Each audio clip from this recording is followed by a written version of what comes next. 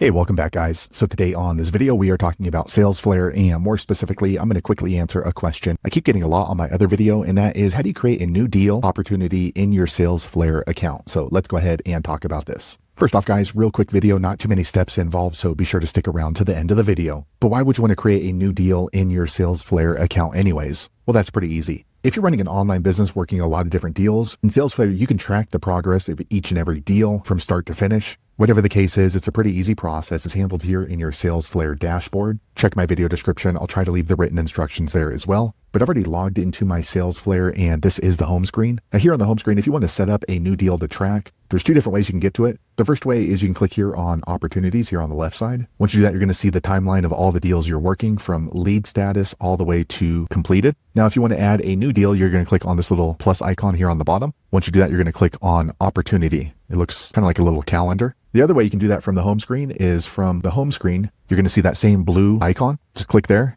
and then click on opportunity. Either way, it's going to set up a pop-up so you can enter in the new deal to track. Okay, so here you can go ahead and add a new opportunity. So first you're going to go ahead and add the account name. So generally this is going to be the company name that you're going to be working with. So the cool thing about Salesflare is when you start typing in the company name, it's going to try to pull up their website so it can automatically fill out some of these details. So for example, if we just type in yahoo.com, you can click right here and it's automatically going to start trying to pull information. Next, we're going to go ahead and name the opportunity. So let's say that we are doing Chinese food catering for this company. So maybe we're bidding on being the provider for their catering service. And then here we're going to go ahead and enter the stage. So lead means it's just somebody we need to contact. Contacted means we made contact with the person in charge. Qualified, have we issued a bid? Did we win the bid or did we lose the bid? So for this one, I'm going to go ahead and leave it at lead. Here we can go ahead and name the owner. So that's going to be me. If I'm going to assign it to somebody on my team, I can go ahead and assign them there. And then we can go ahead and put in the value of this particular opportunity. So let's say this is going to be a $50,000 bid for the year. So if we win this contract, it's going to be worth $50,000 for the year. And then here, an expected close date. This is going to let you know when the customer is ready to make their decision.